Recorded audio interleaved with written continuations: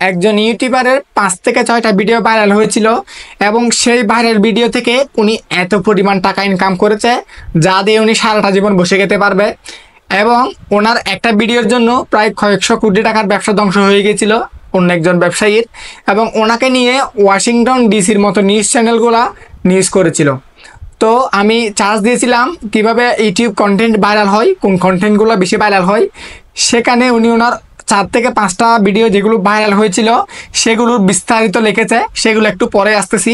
তো প্রথমে ওনার জীবনটা এবং কিভাবে কি সব কিছু একটু জেনে নিই। একদম আপনাদেরকে লাইভ পড়ে শোনাচ্ছি, আপনারা চাইলে এখান থেকে স্ক্রিন থেকেও পড়ে নিতে পারেন। দেখুন এখানে হচ্ছে দাদার নাম হচ্ছে ভাস্কর ব্যানার্জি, উনি একজন সাংবাদিক এবং ইউটিউবার। ইউটিউবে কী ধরনের ভিডিও সাধারণত সবাই বেশি দেখেন?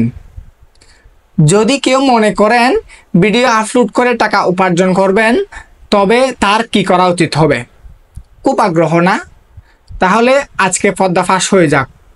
ঝুলি থেকে বিড়ালটা আজ বেরিয়ে যাক, হয়ে যাক দুধ কা দুধ পানি কা পানি। আজ হবে সব রহস্যের সমাধান। 2012 সাল থেকে ইউটিউব করছি।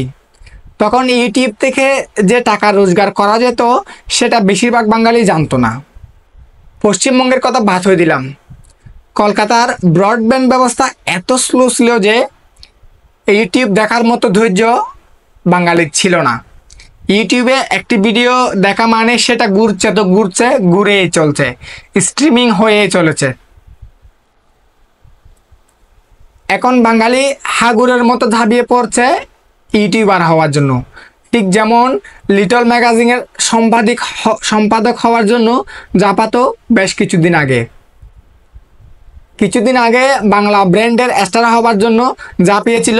সেই রকম মিথ্যা কথা বলবো না, প্রচুর ডলার কামিয়েছি ইউটিউব অ্যাড থেকে। যা আয় হয়েছে আমি এখন সারা জীবন বসে খেলেও আমার চলে যাবে। আমার মেন চ্যানেলে ভিউ ছিল 16 কোটির উপর, সাবস্ক্রাইবার ছিল 1,05,000। ক্রমাগত সাবস্ক্রাইবার কমেছে। ভিডিও ছিল 600টি। ওই চ্যানেলটা মার্কিন যুক্তরাষ্ট্রের জন্য করা, কারণ উদ্দেশ্য ছিল কেবলমাত্র টাকা রোজগার করা। পিছন থেকে ভয়েস ওভার দেওয়া চ্যানেল, কোনোদিন মুখ দেখায়নি ওই চ্যানেলে। ইংরেজি চ্যানেল ছিল, ক্যাপশন দেওয়া হতো Chinese, Japanese, German, Arabic, French, Spanish, Russian, Korean, Malay, Italian ইত্যাদি ভাষায়। আমি ভাষাগুলো জানি না, গুগল ট্রান্সলেটর ব্যবহার করতাম। বেশ চলছিল, সিলভার বাটন অ্যাওয়ার্ড পেয়েছিলাম। কিন্তু 2019 সালে অক্টোবর মাসে ইউটিউব হঠাৎ একটি চিঠি পাঠায় এবং সেখানে বলা হয় যেহেতু এই চ্যানেলের মাধ্যমে ফেস ক্যাম করা হচ্ছে না এবং শুধু স্টক ফুটেজ ব্যবহার করা হচ্ছে, তাই চ্যানেলটিকে স্ক্যাম হিসাবে গণ্য করা হচ্ছে। রিইউজ কন্টেন্ট পলিসিতে চ্যানেলের মনিটাইজেশন অফ করা হচ্ছে। চ্যানেলকে সংশোধন করে আবার নতুন মনিটাইজেশনের জন্য অ্যাপ্লিকেশন করতে হবে।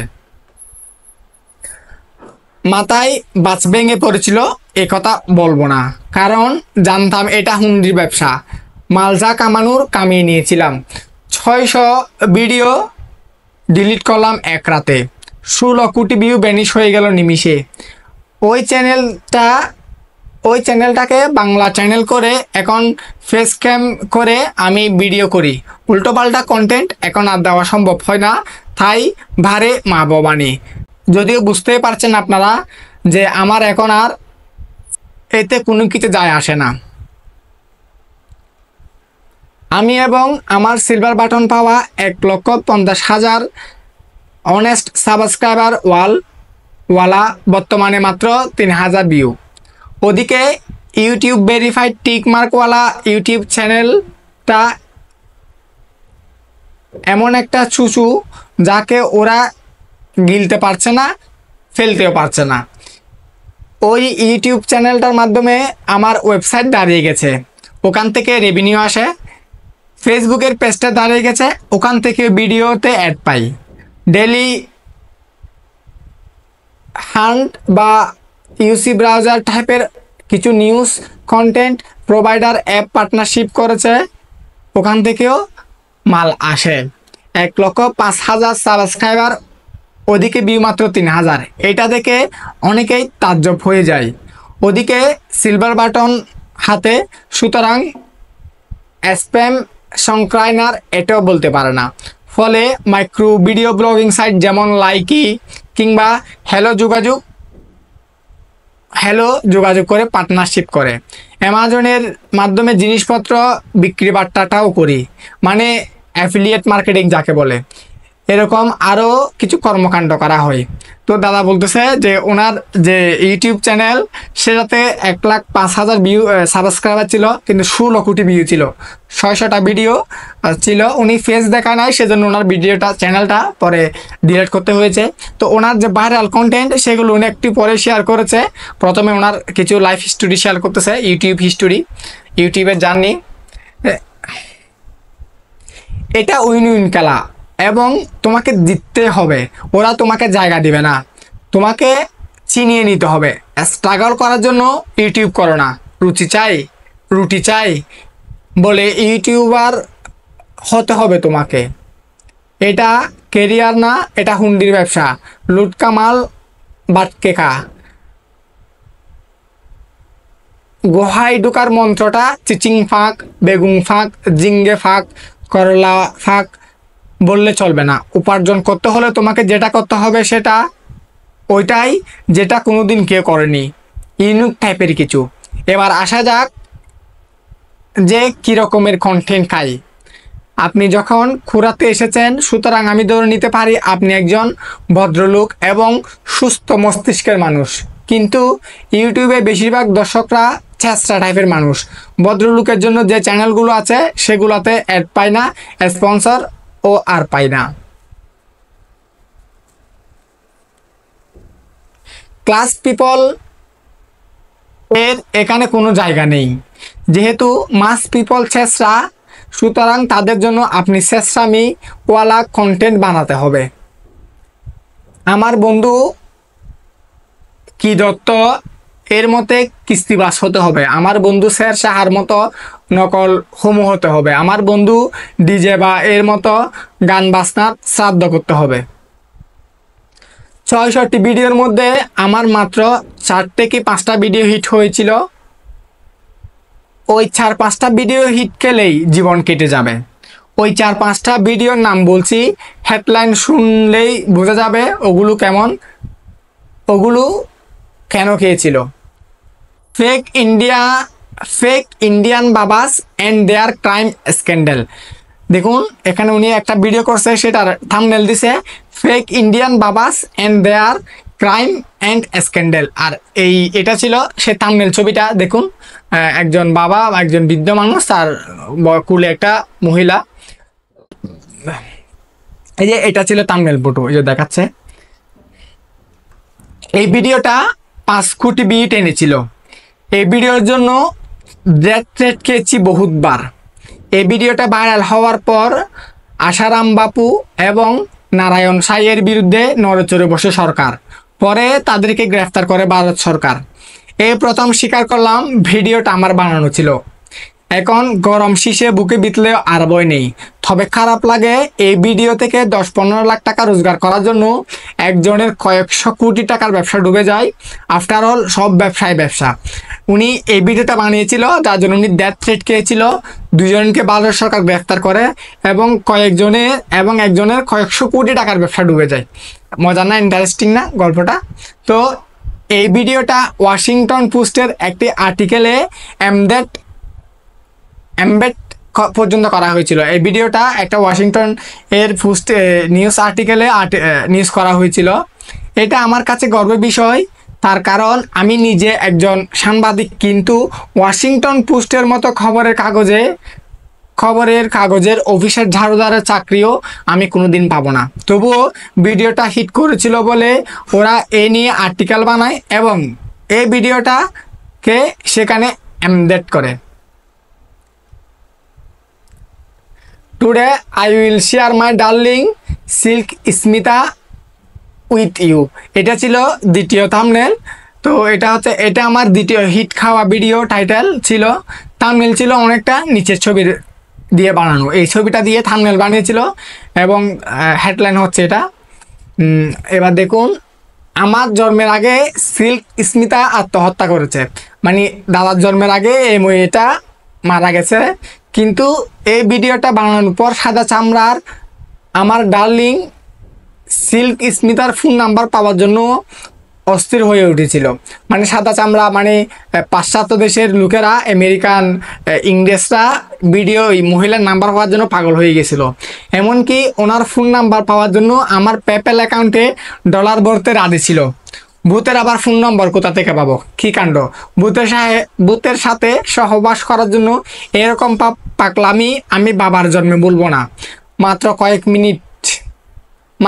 1 মিনিট 45 সেকেন্ডের এই ভিডিওটা 10 থেকে 15 লাখ টাকা পকেটে 10 থেকে 15 লাখ টাকা পকেট গরম করে দিয়েছিল।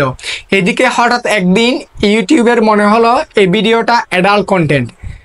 গ্রিন মানি ড্যাশ ফ্যাকাশে সাদা হয়ে গেল, মনটা খুব খারাপ। হ্যাঁ, সত্যি তো অ্যাডাল্ট কন্টেন্ট। ওই অবস্থাতে ফেলে রেখে দিলাম ভিডিওটা। অদ্ভুত একটা মিউজিক দেখি, যখন অ্যাড মারাত্মক বেশি থাকে এবং ওই ভিডিওতে ট্রাফিক মারাত্মক বেশি হয়ে যায়, তখন ইউটিউব নিজেই লুকিয়ে ওটার মনিটাইজেশন অন করে দেয়।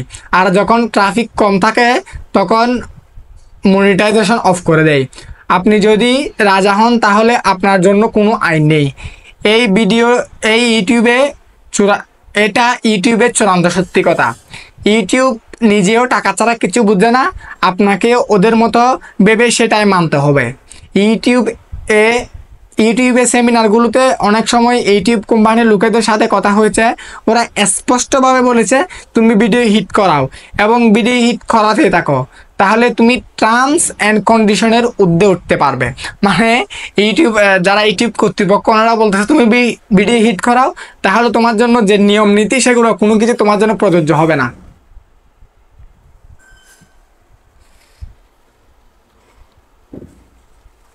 Do you know Namita? এই ছবিটা আপনারা সবাই দেখেছেন নিশ্চয়ই। দেখুন, কেউ কিছু খারাপ মনে করবেন না, আমি জাস্ট দেখানোর জন্য। Do you know Namita? এটা হচ্ছে এই নমিতার ছবি, খুব ফেমাস একটা ছবি, আমরা ছোটোবেলা দেখেছিলাম এটা। তো দেখুন, একটা মেয়ে যদি মোটা হয়ে যায় তাহলে তার সব অঙ্গ প্রত্যঙ্গ ও মোটা হয়ে যাবে। সে যদি সুন্দরী নায়িকা হয় তাহলে মোটা হওয়ার পরেও সে সুন্দর থাকবে। কাজের প্রয়োজনে নায়িকাদের বিভিন্ন রকম পোশাক আশাক পরতে হয়, তাই দেখে মানুষ যে কী মাত্রার পাগল হতে পারে তার জালযন্ত্র প্রমাণ পেয়েছিলাম এই ভিডিওর মাধ্যমে।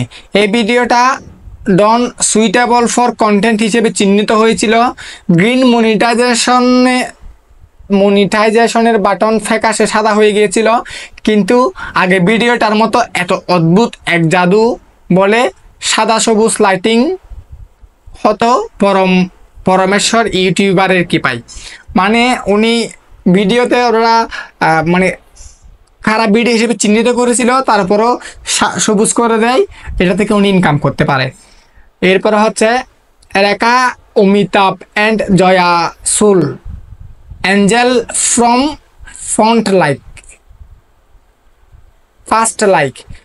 কোনো এক খেপার দার্শনিক নাকি অনেক রিসার্চ করে বের করেছিল যে রেখা, অমিতাভ এবং জয়া পূর্ববর্তী জীবনে বিখ্যাত গায়ক বুট সাহেব এবং তাদের দুই নেত্রীর বান্ধবী ছিলেন। পাগলের পলাপ ছাড়া কিছুই না। এরপরও বানানো ভিডিও, মানে ভিডিওর কন্টেন্ট ছিল এটা, উনি মানে ফেক, তারপরে এটা নিয়ে একটা ভিডিও বানাই।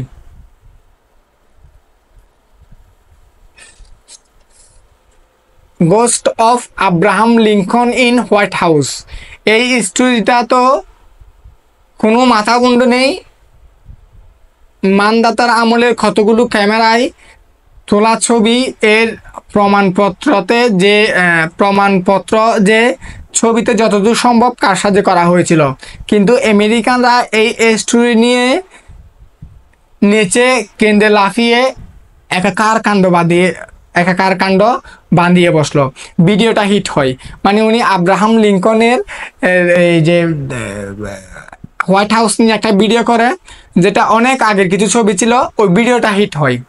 এরপর হচ্ছে এই যে ভিডিও কন্টেন্টগুলো বলতেছি, এগুলো হচ্ছে সব যে হিট হওয়া ভিডিওর কথা বলতেছি। হ্যাঁ, interview of my time traveller font. উনি টাইম ট্রাভেল নিয়ে একটা ভিডিও করেছিল, তো সেখানের একটু গল্প আছে। টাইম মেশিনের উপর একটা ভিডিও বানিয়েছিলাম, যেটা আইনস্টাইনের থিওরির উপর ভিত্তি করে বৈজ্ঞানিক দৃষ্টিভঙ্গিতে বানানো, যেখানে একজন কমেন্টে এসে দাবি করে সে নাকি 2150 সাল থেকে এসেছে টাইম ট্রাভেল করে। ব্যাপারটা ইন্টারেস্টিং, তাই আমি ওর সাথে কমেন্ট বক্সে এর মাধ্যমে কথাবার্তা বলি। ও বলেছিল যে 2020 সালে নাকি পৃথিবীতে তৃতীয় বিশ্বযুদ্ধ হবে, যা মাত্র 15-16 দিনের যুদ্ধ হবে, কিন্তু এই যুদ্ধের ফলে আগামী 20-30 বছর পৃথিবীতে নিদারুণ অর্থকষ্টে কাটতে হবে। এরকম আরও অনেক কিছু কথা বলেছিল, কিন্তু ও বেশি কথা বলতে পারছিল না, কারণ নাকি ওদের টার্মস অ্যান্ড কন্ডিশন ছিল টাইম ট্রাভেল করার ক্ষেত্রে কিছু কিছু, মানে একটা ছেলে নাকি টাইম ট্রাভেল করেছিল, সে 2150 সাল অবধি টাইম ট্রাভেল করে আসছে। তো ও দাবি করছে যে 2020 সালে তৃতীয় বিশ্বযুদ্ধ হয়ে পৃথিবীর নিদারুণ 30 বছর ধরে অর্থকষ্টে কাটবে। এটা যে পুরোটা মিথ্যা আমি এটা প্রথমেই বুঝতে পেরেছিলাম, কারণ 2150 সালের ইউটিউব যদি থেকেও থাকে তাহলে সেটা যে ফরম্যাটে থাকবে সে ফরম্যাটটা আমাদের বর্তমান ফরম্যাটের মতন হবে না। সে সময়টা পুরোটাই ভার্চুয়াল রিয়েলিটি চলে আসবে। আমরা যেমন এই মুহূর্তে চেষ্টা করলেও টেলিগ্রাম পরিষেবার মধ্যে ঢুকতে পারবো না, ব্যাপারটা সেরকম হতে বাধ্য। তবুও ভিডিও বানিয়েছিলাম, কারণ জানতাম পাবলিক খাবে।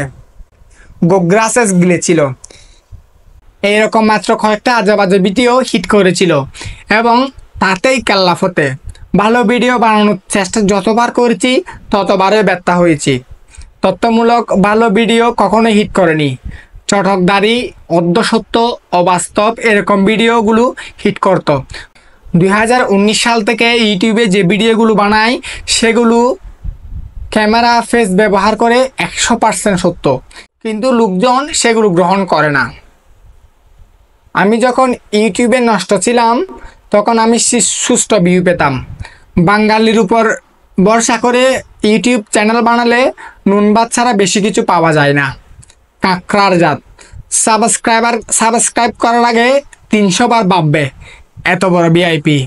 যারা জনপ্রিয় হয়েছে তারা জানে যে কত কষ্টে জনপ্রিয় হয়েছে, তার আন্দাজ মাঠে না নেমে বোঝা যায় না। আর দ্বিতীয় রাস্তাটা তো আগেই বলেছিলাম, কোনো কিছু অসত্য অথবা অর্ধসত্য অথবা গোপন রাখলাম না। এরপরে যদি কোনো কিছু জানার প্রয়োজন থাকে বা কিছুভাবে যদি সাহায্য করতে পারি তাহলে ফোনে যোগাযোগ করবেন, আমি যথাসম্ভব সাহায্য করার চেষ্টা করব, অবশ্যই বিনামূল্যে। তো দাদা এখানে বলতেছে যে উনি 600টার মতো কন্টেন্ট বানিয়েছে। উনি যদি সত্যি ঘটনা এবং কোনো কিছু অর্ধসত্য বা মানে আউল বাবুল কথা না বলে ভিডিও বানায়, তাহলে সেই ভিডিওগুলো একটা ভিডিও হিট হয় নাই। মানে উনি রিয়েল যে ভিডিওগুলো বানিয়েছে, সঠিক ইনফরমেশন এবং তথ্যবহুল ভিডিও বানিয়েছে, সেগুলো একটা ভিডিও ভাইরাল হয় নাই। উনি যে আউল বাউল ভিডিওগুলো বানিয়েছে, যেগুলাতে সব অসত্য ঘটনা, অর্ধসত্য, মিথ্যা ঘটনা, সেগুলাই পাবলিক পেয়েছে এবং সেগুলা থেকে উনি প্রচুর পরিমাণ টাকা ইনকাম করেছে। তো আমরা যারা ইউটিউবার আছি, আমরা আসলে আমিও আমার অন্য একটা ইউটিউব চ্যানেল আছে যেটা মোটামুটি ইনকাম করি আমি ওইটাতে এত পরিমাণ তথ্যবহুল ভিডিও বানায়। আমি যে কাজটা করি ওই কাজটার উপর ভিত্তি করে ভিডিও বানাই এবং চেষ্টা করি প্রচুর তথ্য সংযোজন করার জন্য, কিন্তু ভিডিওগুলো অতটা পাবলিক খাই না। কিন্তু যদি আউল বাউল ভিডিও বানাই, অর্ধসত্য মিথ্যা মানে যা নয় তা বলে ভিডিও বানাই, তাহলে ভিডিওগুলো ভাইরাল হয়। এবং আপনারা দেখবেন যা অনেকে আছে ভিডিও করে, আপনার এই কন্টেন্ট রিভিউ, প্রোডাক্ট রিভিউ, ওরা আউল বাউল কথা বলে, আপনি যেটা নয় সেটা বলে, তাহলে ওটার ভিউ সবচেয়ে বেশি হয়। আপনি অ্যাকচুয়ালটা দিয়ে ভিডিও বানান তাহলে ওইটার ভিউ আসেই নাই। তো আপনারা যারা ইউটিউবার হতে চান, ইউটিউবে ভিডিও ভাইরাল হতে চাই, আপনারা অবশ্যই এখন অসত্যভাবে ভিডিও ভাইরাল করার কোনো ওয়ে নাই, কারণ ইউটিউবের পলিসি অনেক হার্ড হয়ে গেছে। আপনারা এমন কন্টেন্ট বানানোর চেষ্টা করুন যেগুলো মানুষের কাছে বেশি জনপ্রিয় হয়। তো ভালো থাকবেন সবাই, আশা করি আপনাদের ইউটিউব জার্নি অনেক লম্বা হবে।